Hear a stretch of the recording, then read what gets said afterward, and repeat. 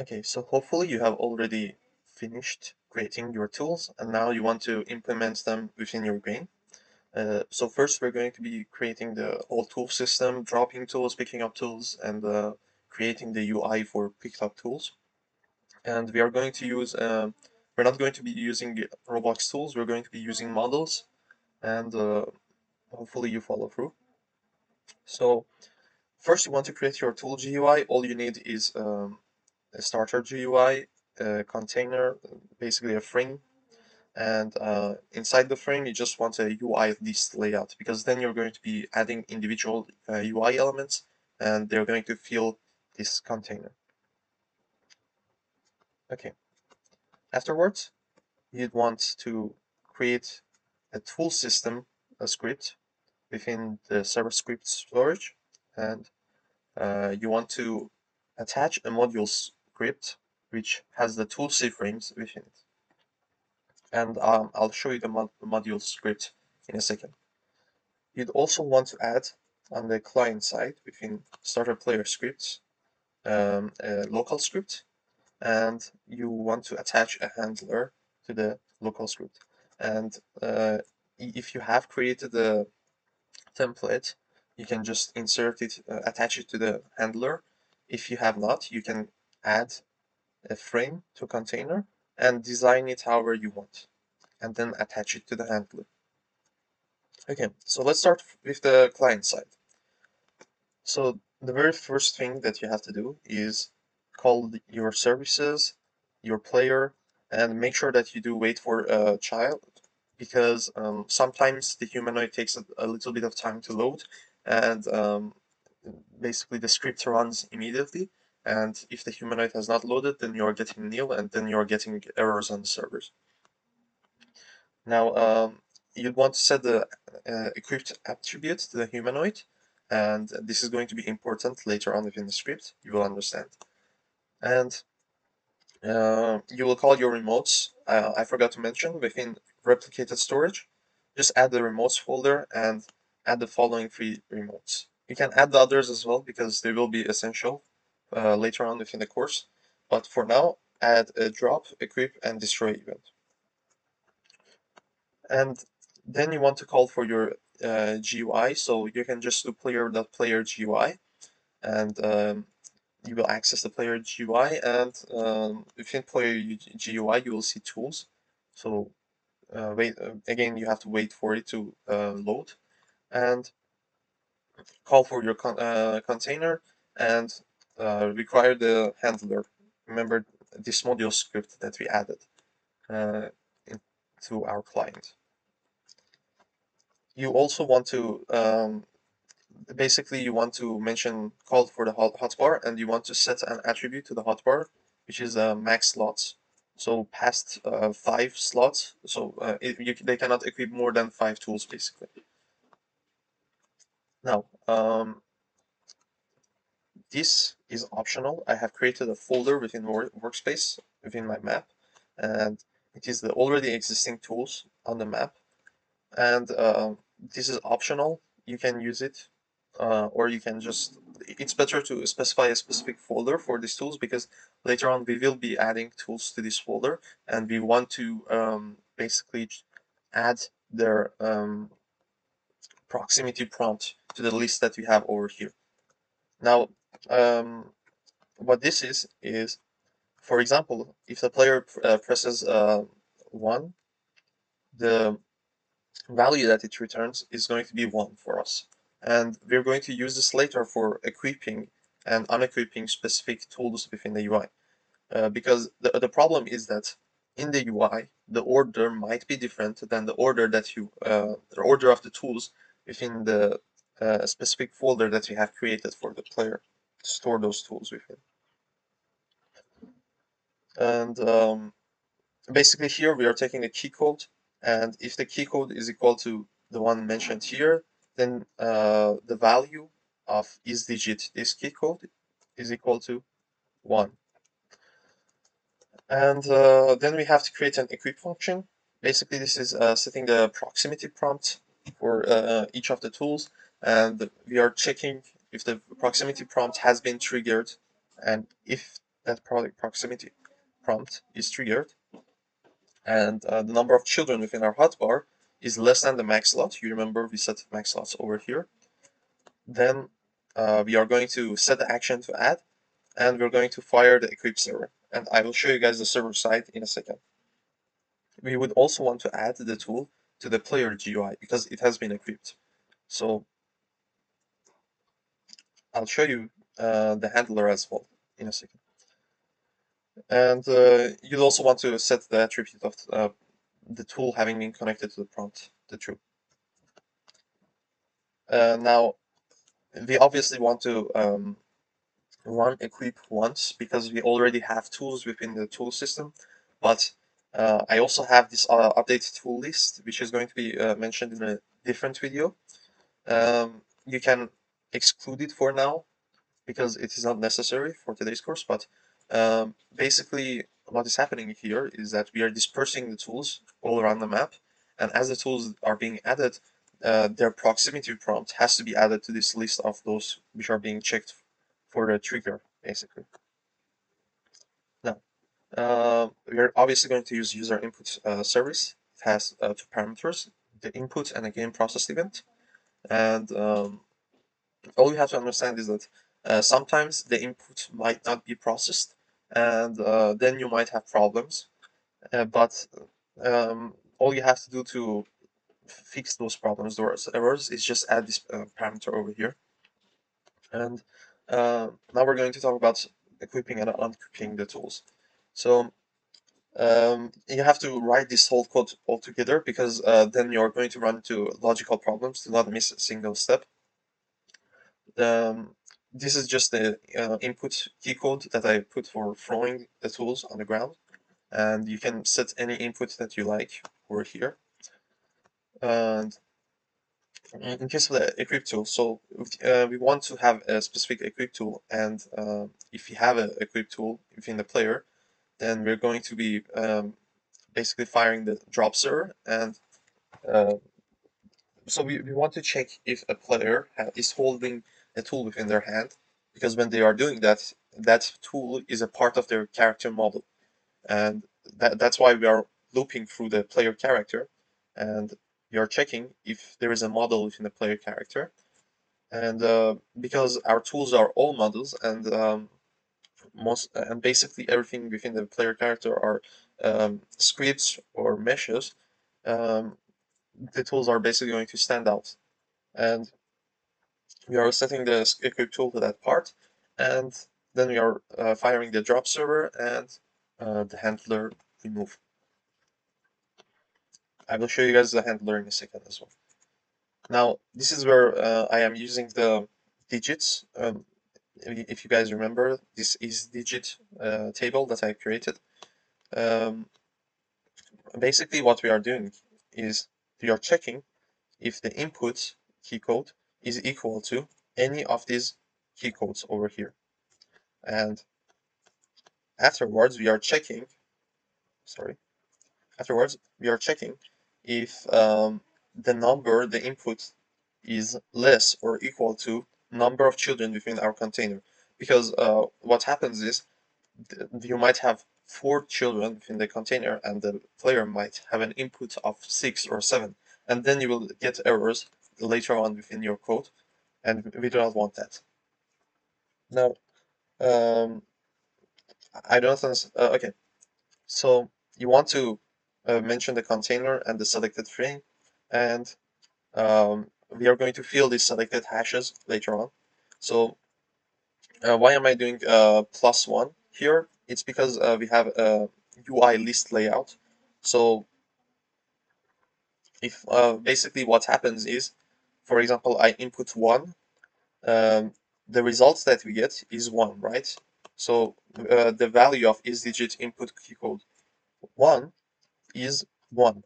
And whenever you are looking at the container, what's the first child within the container? It is the UI list layout. So I do not want the first child, I want the second child within the container.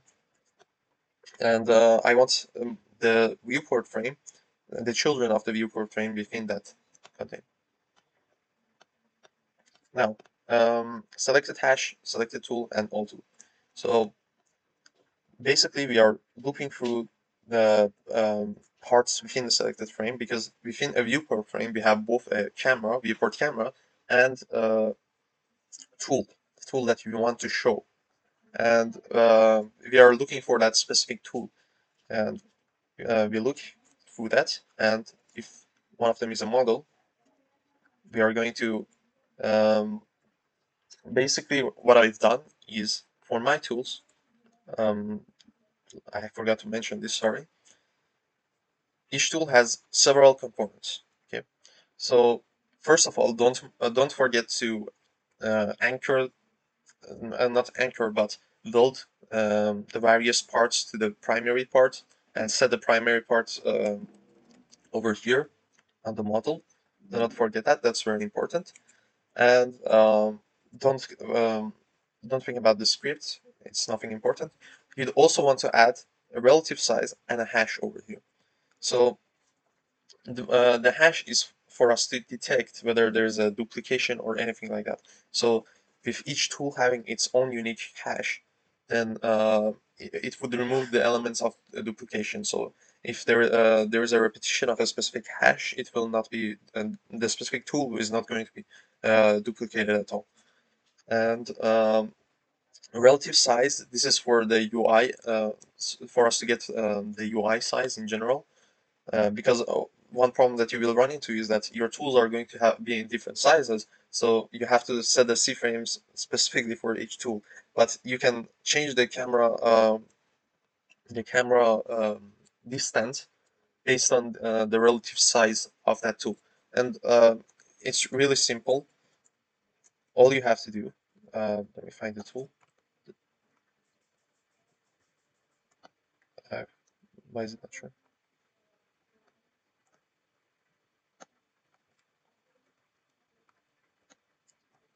Sorry, just a second.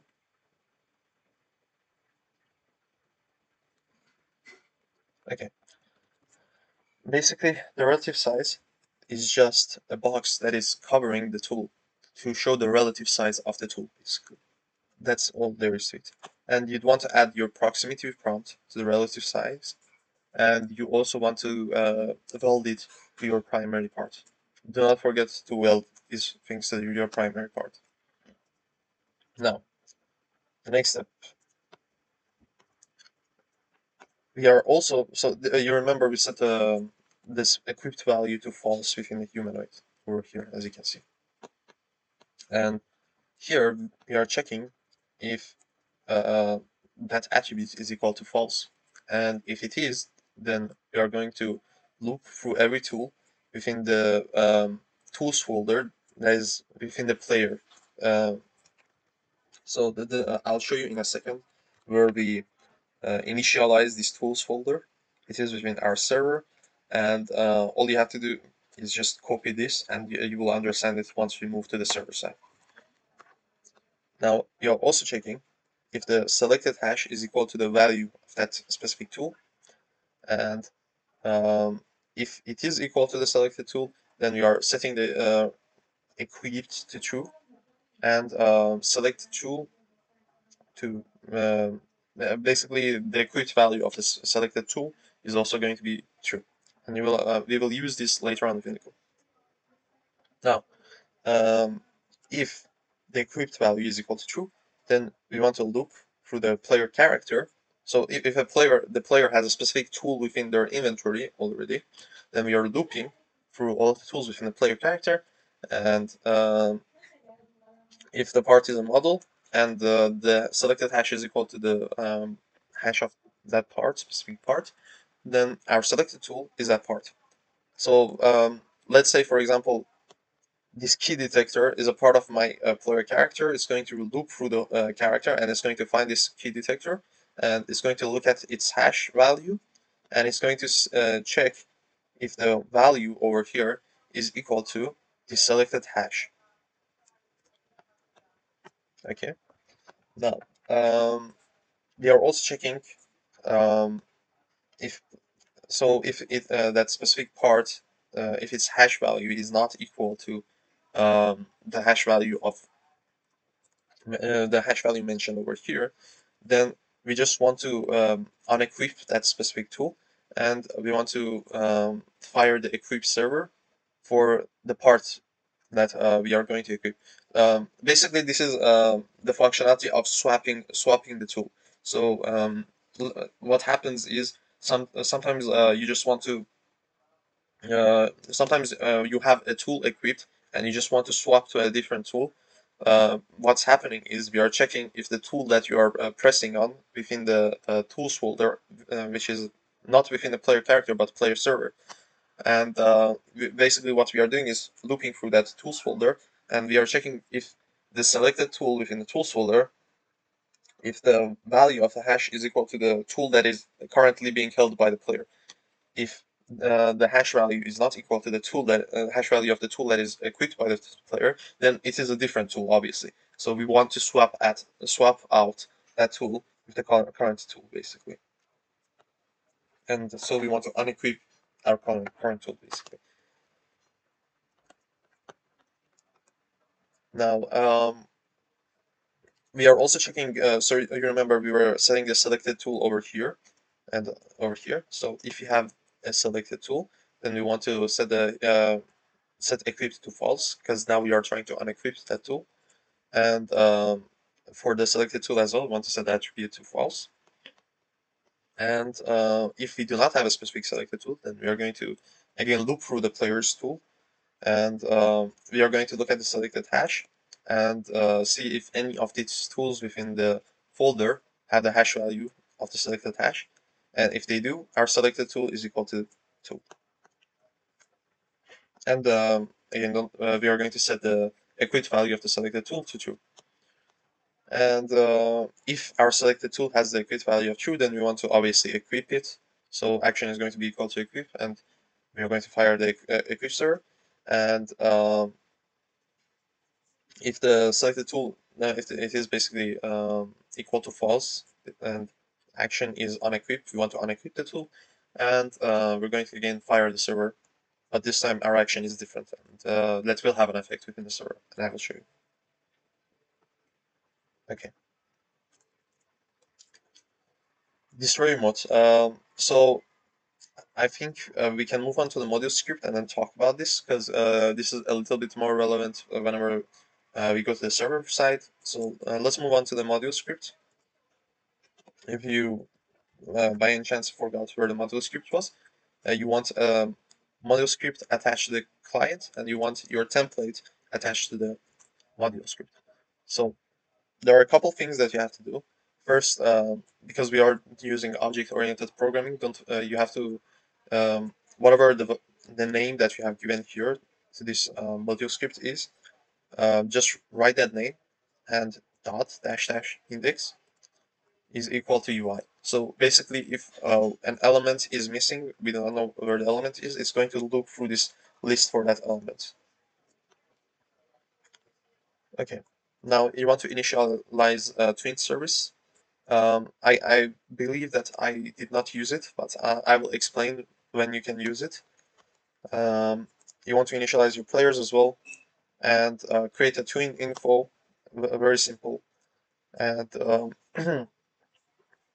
you want to initialize the local player and the player GUI, and the hotbar basically, which is the container that we have over here.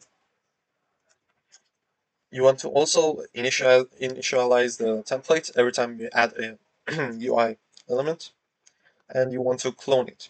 So, so we are cloning the template, and we are setting the value of basically the name of the clone is going to be the hash value of the tool, because if you remember over here within our client, when we were adding whenever we were adding a new UI, when we were using handler add, we are inputting the tool, which in here we are getting the hash value of the tool, and the name of the template clone is going to be equal to that hash value.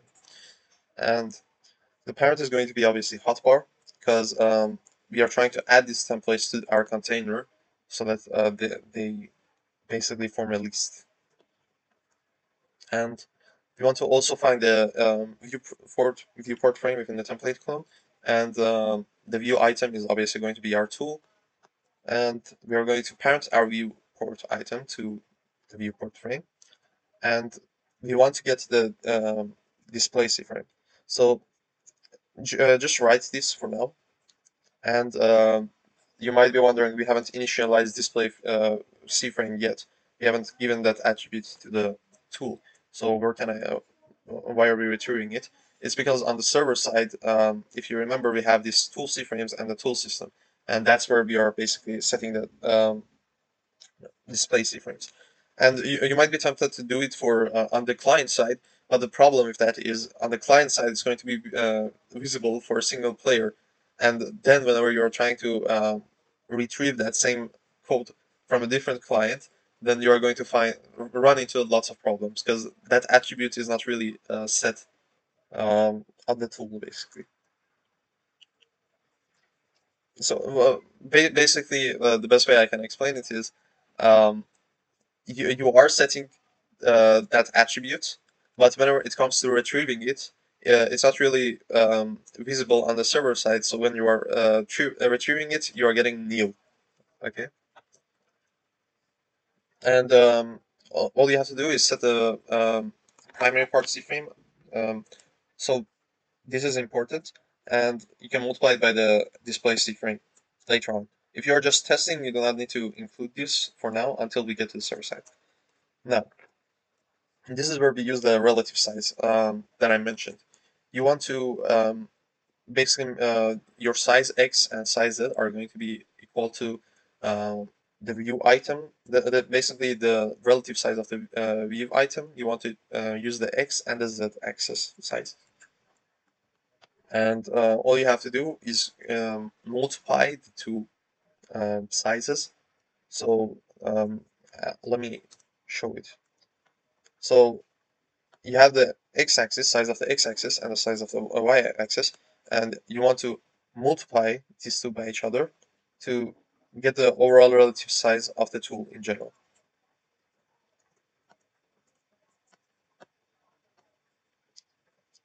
Okay, now the viewport camera. You just want to create a regular camera and parent it to the viewport frame, and you want to set the current camera of the viewport frame to our viewport camera, and this is where we use the relative num basically. We want to get a square root out of the relative num, and we want to multiply it by two. You can change this value depending on how small or how big you want your uh, display to be, and you just change the field of view based on the this relative size that you have retrieved, and the size that you want it to be, this portrait. And for the viewport C frame, all you have to do is just set it to 0 basically, because you're looking at this tool which is at 0.000. And you can also create another function, UI remove, which we are using later on.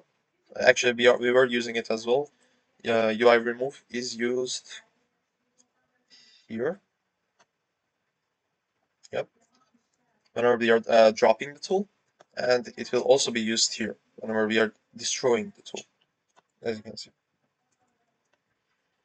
And it's very basic. You're just going to look through all of the frames, and if you remember, we set the name of the frames to the hash value of its child, and now we are going to check if the name of the frame is equal to the hash value of the child, and if it is, then we are going to destroy that frame. It's very basic. Okay, now let's get to the server side, and then we will come back to the destroy event.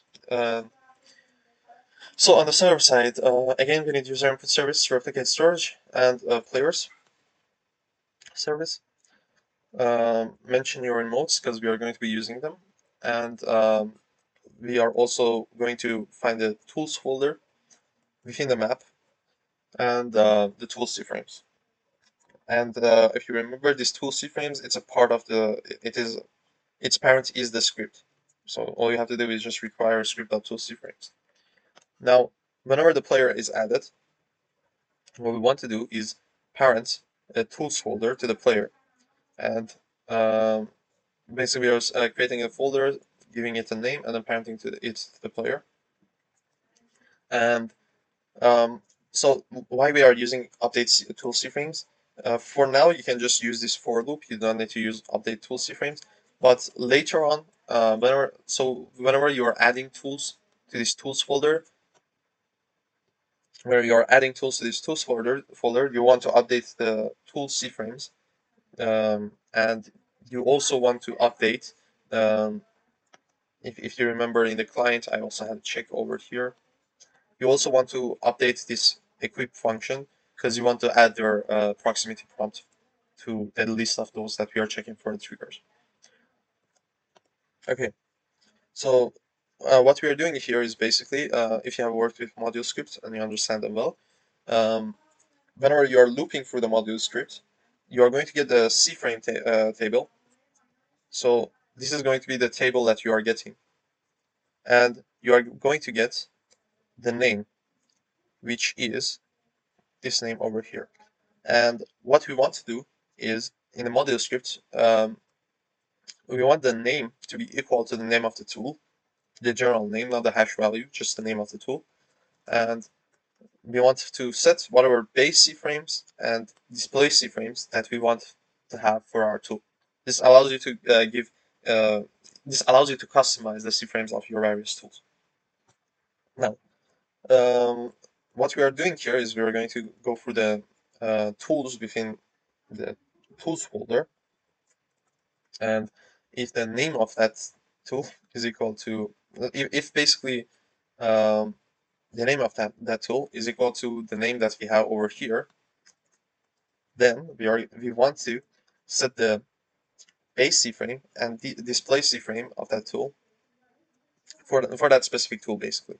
So if the name of my tool is fish, for example, and um, in my table I also have fish over here, then the attribute is going to have this base cframe value, right? Cframe table.base cframe, and the display cframe attribute is going to have the display cframe value.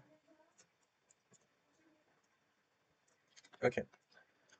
And if you're using the function, you have to call it once for the tools that are already within the folder. Do not forget that. And you can add this because later on we're going to be using this event whenever we are basically adding those tools within workspace.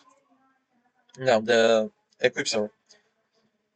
So equip, you want to just see if there is a server event, and you're going to need the player. The player is static. You have to always retrieve.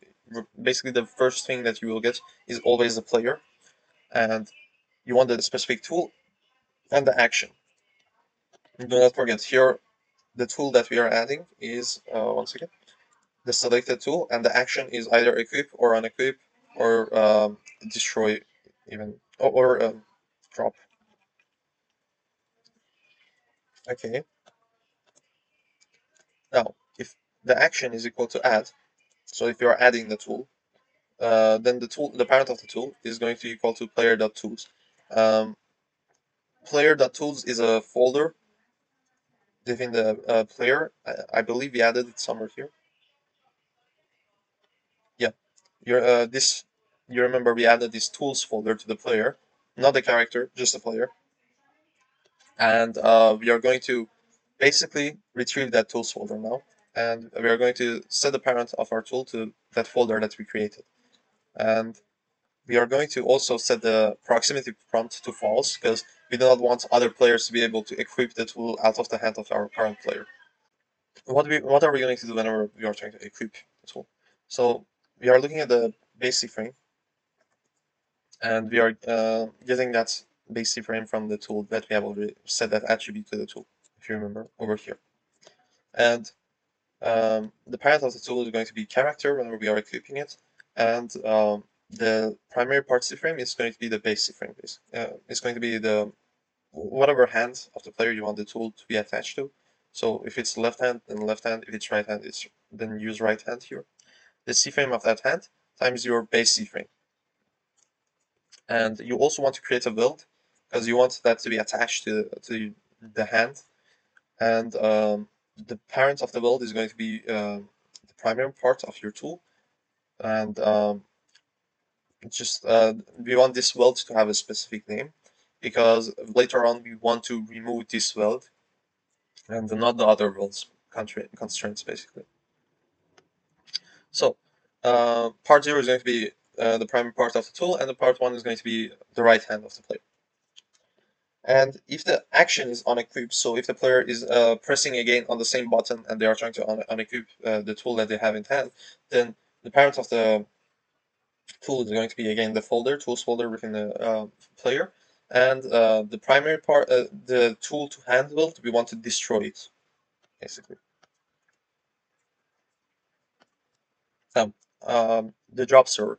So this is a little bit complex because we are going to be, if you are just going to place the tool in front of the player, I recommend doing that, especially in Roblox Studio, because um, there are lots of problems with vectors and velocities within Roblox Studio, and sometimes your tool might even glitch out of the map. And I really do not recommend doing what I did because it's not functional in all cases within Roblox Studio. You have to understand that there are some limitations with the tools that are provided to you in Roblox Studio, and okay, you can copy mine, or you can just place the tool in front of the players on the ground. That's probably the better option. Now, basically, we are again getting the player and the tool, and we are setting the parent of the tool to workspace, and the primary part is going to be if you remember this tool to handle that we created, we want to destroy it again. And because the tool is currently in the hand of the player, you cannot drop a tool that is not equipped. If you remember within the logic that we had implemented within the client over here. Um, Sorry, why is grammar loop? Okay. And the initial C frame. So whatever C frame we want it to have. So where we want to start from and where we want to throw it to. Where we want to start from is basically in front of the player's primary part. This is why we are retrieving the player C frame and then multiplying it by a new C frame -3 on the Z to move it forward. And we want to set the C frame of the primary part of the tool to our initial C frame, and then we want to basically find the final position. So you want the forward direction is going to be the look vector of the player character, and the initial velocity is going to be that forward direction times. You can change this value based on how far you want it to be, and basically plus vector 3 that's new.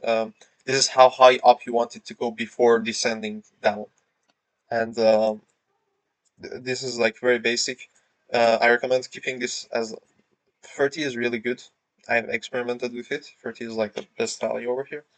And we are going to be using apply impulse because it makes sure that the final position is going to be the specified position.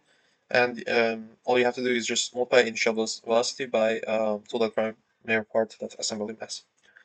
And you want to also enable the proximity prompt so the tool can be equipped later on. So um, do not forget about this. Now update health server.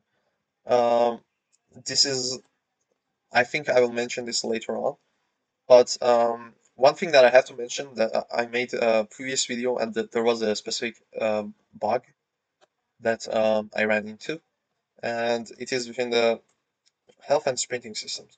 So here within these checks, you want to make sure that this is set to more or equal to, because if you are just setting more here, whenever you are trying to customize this stamina decreases and increases, then sometimes the frames run too fast and this check is not going to go through. So if I'm making this 0.2, um, what happens is sometimes it's going to be um, becoming less than zero.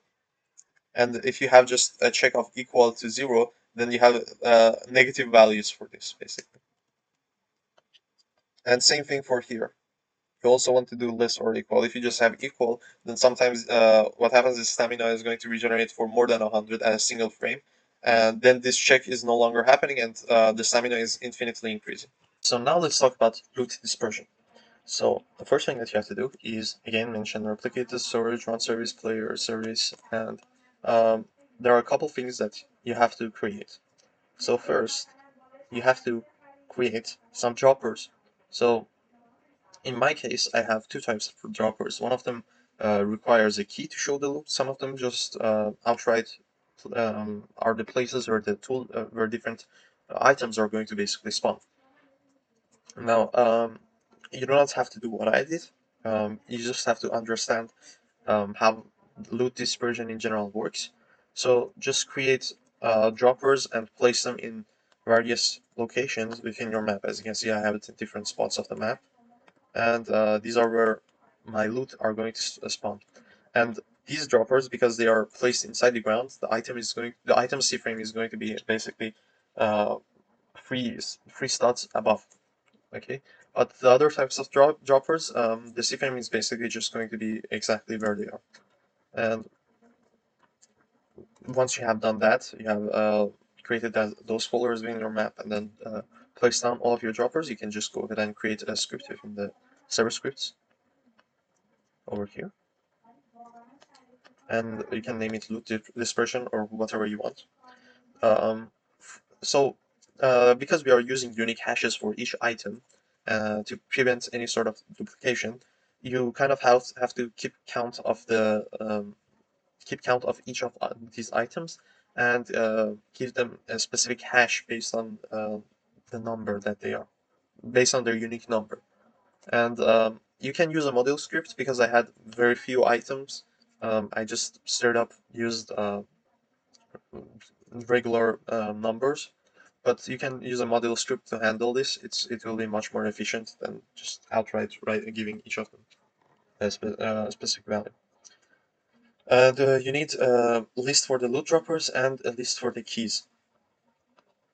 And once you have done that, the idea is that, so because I am using a Unix system where I have specific loot droppers, and I want to basically what I want to do is I want to create the loot droppers that have loot within them, which you will see in a second. And those loot droppers, I want them to be showing the loot once a key has been dropped on them. And this is why I have these two lists. If you're not going to use that, if you're just going to spawn the um, items, then you don't need this system basically. So this is a function for picking a random loot rarity, and I have category because there is so I have the droppers which have unique loot, and I have the spawn points that are basically going to be uh, different. So let me show you the folder actually on the map. These spawn points, keys and fish are going to spawn on these spawn points. These are not valuable goods. These are more like utility tools that are used for progressing through the game. And again, you can just the idea is that you're going to use a random number generator. So you're going to use math.random to generate a number between 1 and 100. And let's say you want the player to have 60% chance to get a coin. In this case, all you have to do is just say if random number is less or equal to 60. So anything, if this number is anything between 1 to 60, then we're going to basically assign, uh, return basically coin as the loot. And otherwise, we're going to basically give them more valuable goods. And this is basically checking if, because I only want one special key to be on the map. So all I'm doing is if the number of the special keys is less than one, then I'm going to um, return that special key as my root. And this is again another random number generator. So if there is already a special key has spawned, then I'm going to distribute either of these two loots randomly. Again, it's much better to use module script if you have a large number of tools that you want to distribute, and if you want more variety. But the general idea is this is how you work with the percentages. And if you have three different parameters, so if you have for example, random number is less or equal to 80, you have to also take into consideration that you have to also say that it is more than 60. That's like another parameter that you have to consider if you're adding uh, multiple rarities, basically. Now, um, again, I'm doing the same thing with the regular spawn points. I'm doing a random number generator to spawn between this and that. And here I am looping through every single dropper, and basically there is a chance that the dropper is going to have loot inside of it. So there's a 40% chance because the random number is picked between 1 to 10, and anything below 4 is going to have the loot, basically. And I'm basically using that pick random loot rarity function that I created, and I'm passing in droppers because I want loots from this dropper category. And I'm cloning that random loot and sending the primary part C-frame to the dropper C-frame.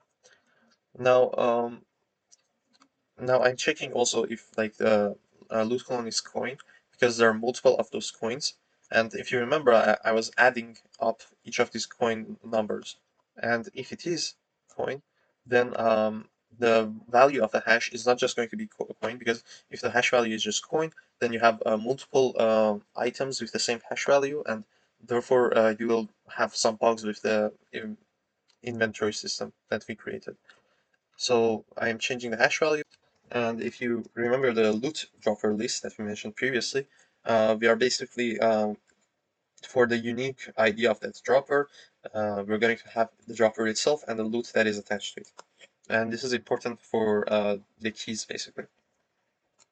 So I am going to use the closest key function to find this is basically the same thing for finding targets and everything like that, to find um, and what I'm doing is I'm adding all of these keys within my key list, and I'm looping through that key list. And for every single key within that key list, I'm parenting those keys to workspace, and uh, I'm getting the distance. Uh, I mean, if the key with its parent is equal to workspace, so if the keys have been thrown on the ground by the player, we are basically finding the distance between the keys and the droppers. Um, and this dropper is passed in later on within our heartbeat.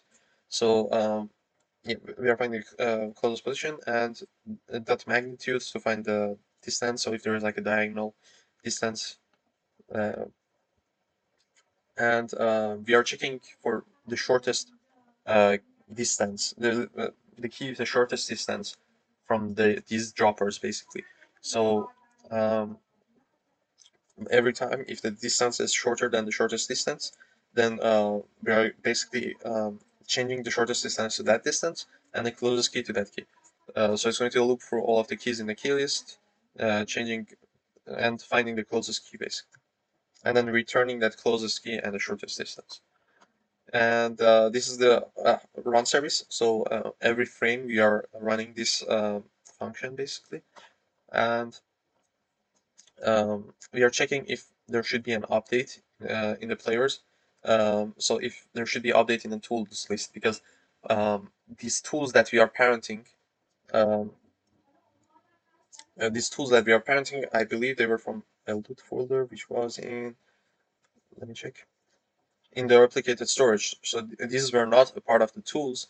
So they did not get, their C frames were not updated, and also um, their cipherings were not updated, and also their proximity prompts were not added to the list of proximity prompts we were checking um, for like any trigger, basically. So we want to do that, and if you see over here, we are firing that updates to list later on. So um, just keep this boolean for now, and we are checking if the key detector. Um, Okay, so this is also another unique thing that I've added, I forgot to mention. So um, if I go in tools, I have created this key detector tool that you can use to find the droppers, the hidden droppers, which have loot within them. And if I go within the game, once again, if I go in the game, as you can see, the closer that I get to these unique droppers, it should light up. Yep. So as you can see, it lights up more and more the closer I get. And this is something that I will teach you guys how to do in the same video.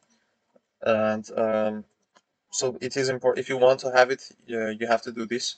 And we are basically checking um, if the old parent, if the current parent of the key detector is not equal to the old parent of the key detector.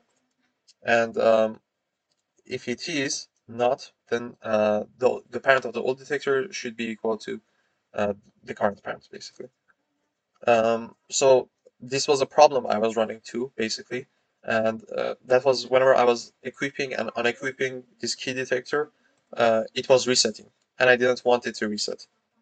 Basically, the idea of this whole thing is that it's to prevent some of the errors that you might run into. So one thing that was happening was whenever I was dropping the key detector on the ground, it was resetting, and there were lots of errors because I was basically looking for the key detector's parent to be like the player, because I wanted it to show the closest dropper when it was equipped by the player.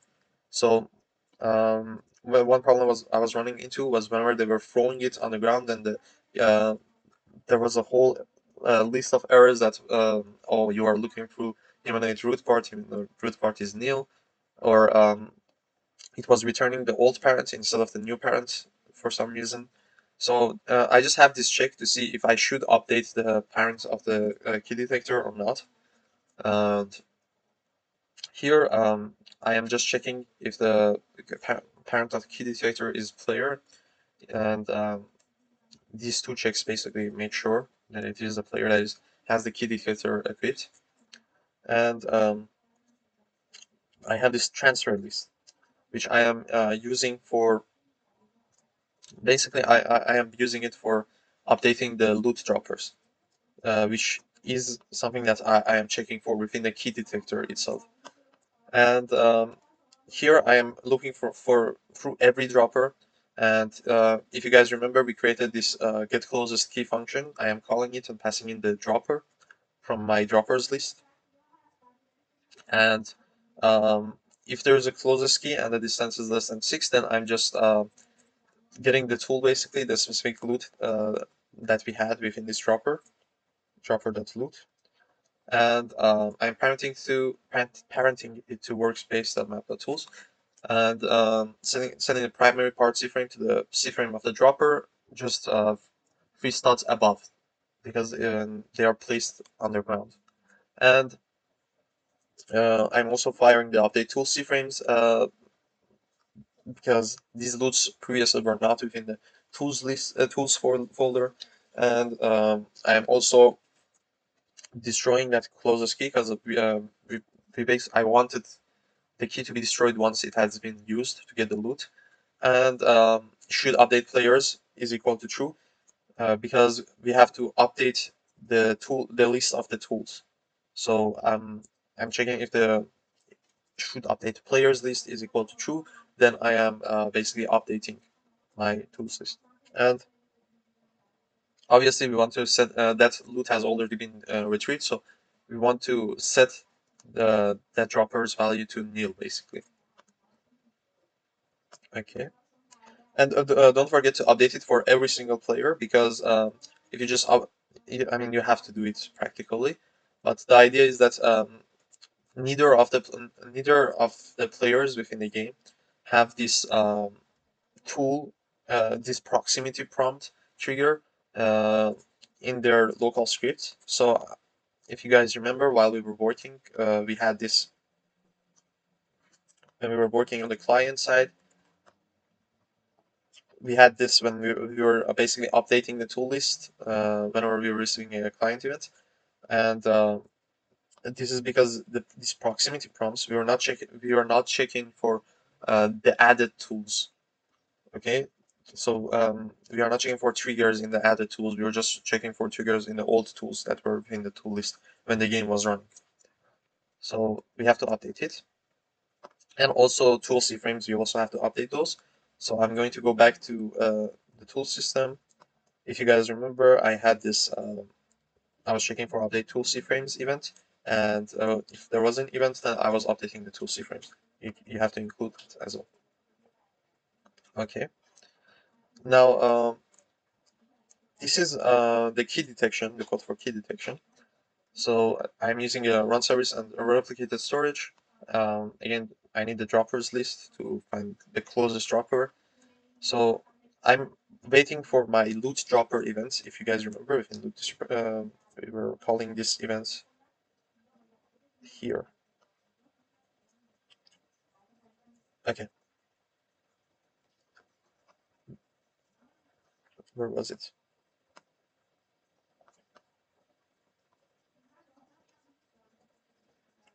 Um, Spawn point loot droppers, loot droppers, loot droppers,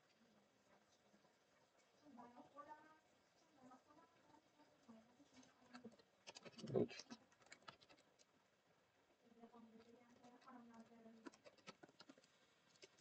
here. So we are basically firing the loot droppers event, and this transfer list basically included the dropper table, so which included the dropper itself and the loot that was attached to it. So we are firing that server, and then within key detection, we are adding those droppers within this dropper list. Each of those droppers within that those loot dropper lists, and within this function, I created this get closest dropper function. Uh, Practically, you can copy paste the get closest key function and just adjust the values, like change these to droppers and the dropper list, and it would work for you. And I also have this change visibility, which I am using to um, basically what I'm doing is changing the opacity, the transparency based on how close the player is to the closest dropper. And again, we are using run service.heartbeat, and we are checking if the parent of the key detector is the player, not workspace. And we are also checking if the primary part, so checking if it is really a player who is holding that tool. And then we are just again checking for the closest dropper, and we are also getting the distance. And lastly, we are checking if there is a closest dropper. If it is, then based on the distance, I am changing the visibility of these various droppers. So here, whenever it's the farthest away, the green light, the transparency is going to be 0 for the green light, and the rest are going to be zero point 0.8. Here, these two are going to be 0 transparency.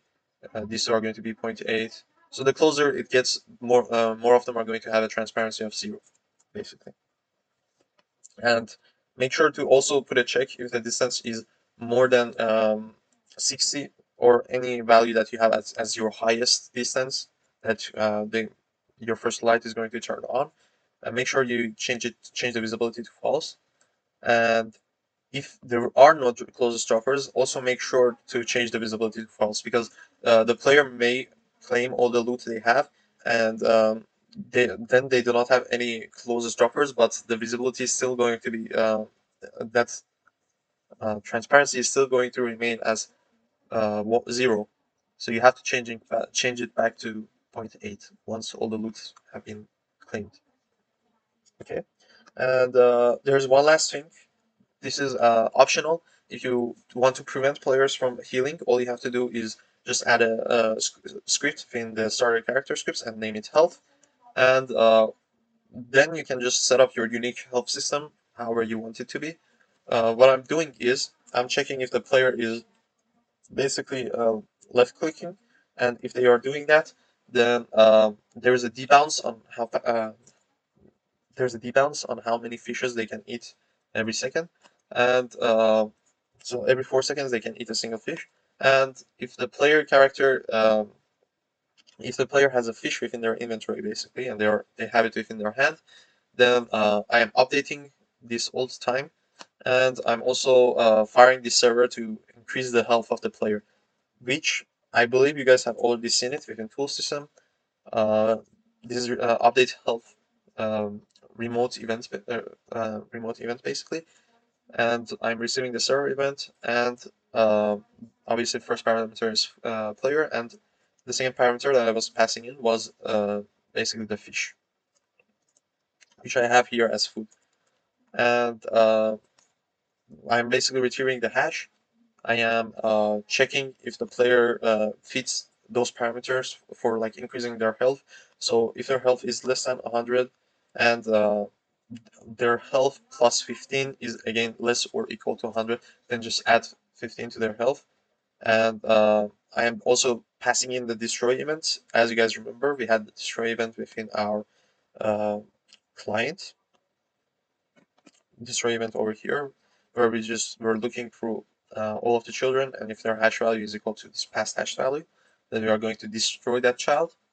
And the last thing to it is this is a check to see if adding up this health is going to be more than 100. So if adding like this is to prevent the addition of more health than needed. So I am checking if the player health is still less than 100, and I am checking if adding 15 health to their current health is going to be more than 100. If it is going to be more than 100, then I'm going to subtract the current health of the player from 100, and I'm going to add that value to the current health of my player. Okay? And again, I'm firing the destroy event.